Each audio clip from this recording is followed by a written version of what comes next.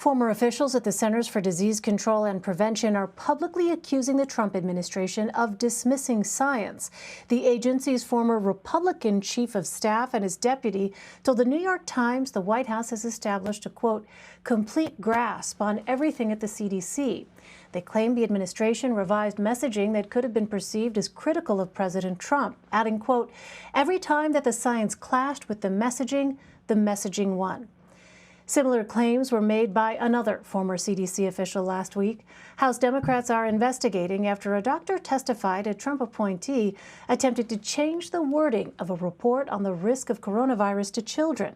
That appointee, Paul Alexander, made headlines yesterday, too.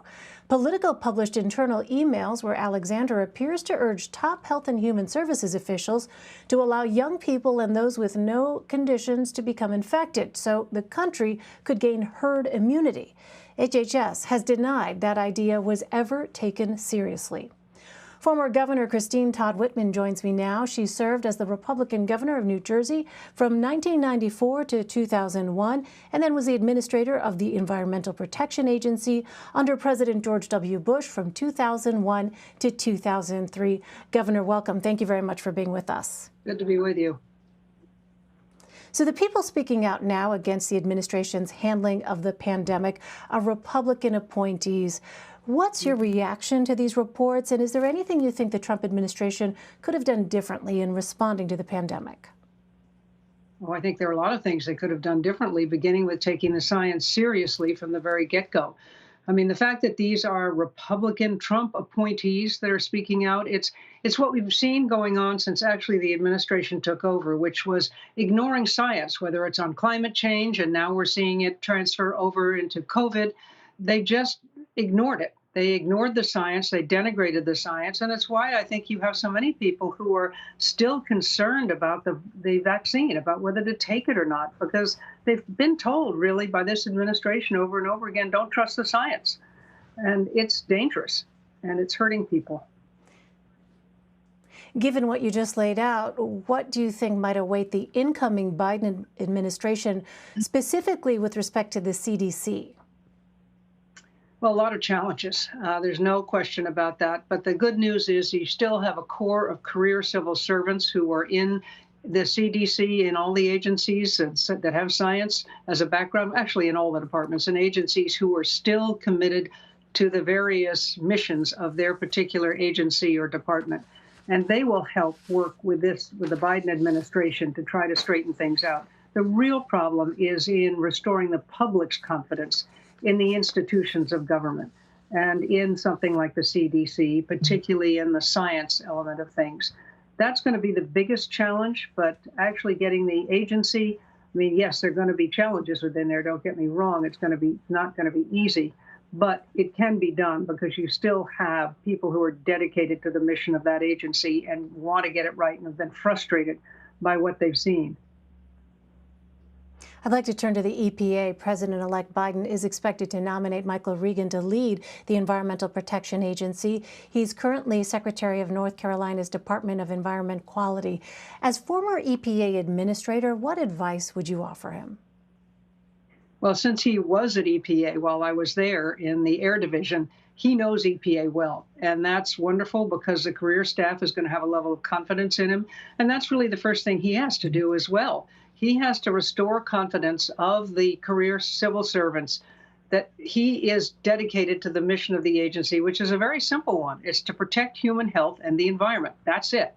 And base it on science. I mean, policy always plays a role. There's no question about that. But it shouldn't be politics.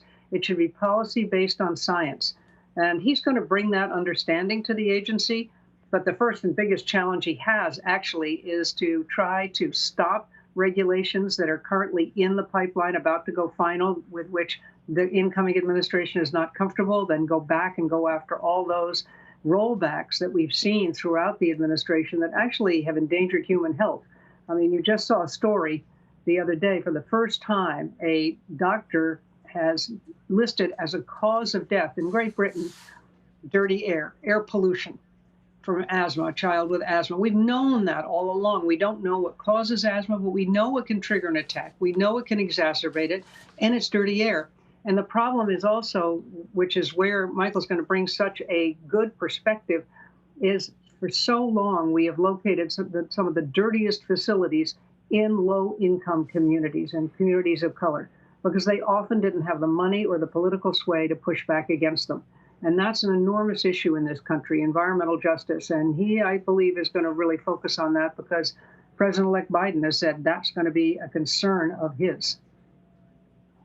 And Michael Regan would be the first black man to run EPA. On that point, air pollution, research has shown that when it comes to that topic, there are these racial disparities, that communities of color are exposed to more pollutants, and that increased exposure can lead to those health problems like asthma and high blood pressure.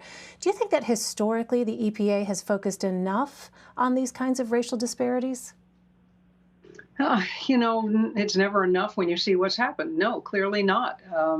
That's where the political influence has come in as well, because, as I said, many of these facilities, the permitting process will have been at the state level, not at the federal level where the EPA has anything to say about it. They only come in after the fact and measure the air quality after something is up and running. They don't come in at the beginning. The agency doesn't come in at the beginning to say you can't locate here because of environmental justice.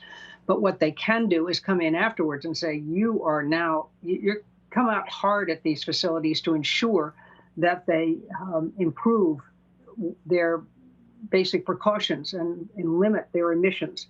It does have a role to play, and usually it's the state roles, the state DEPs that oversee where these locations are going to be and ensure that you're not piling on to communities of color or low income because they can't fight back, because they don't have the political sway. This whole administration, frankly, has in one way ripped a Band-Aid off our biases that we've had and our racial injustice on a whole lot of levels. And environmental justice, as it pertains to air quality, water quality, those kinds of things, is just one part of it. And on that point, Governor, do you think it matters that the person leading the EPA be a person of color? I think it sends a good message. It doesn't matter. They're going to do the job, he or she, and you can have a person who is not a person of color, who cares about environmental justice, who will focus on it and do a good job on it. But it's certainly where you see a difference is when people see people who look like them, giving them messages about what's safe, what isn't safe, what works, what doesn't work. It makes them feel more comfortable. I mean, that's understandable. And so I think it's a good position, a good opportunity for him, but it's more about his competence than his color. And that's what this administration is looking for. And I think they found a very good person to put in that slot. President-elect Biden has promised to reduce emissions to net zero by 2050 and eliminate fossil fuel emissions from the power sector by 2035. Are these achievable goals, and how much of that responsibility falls on the EPA?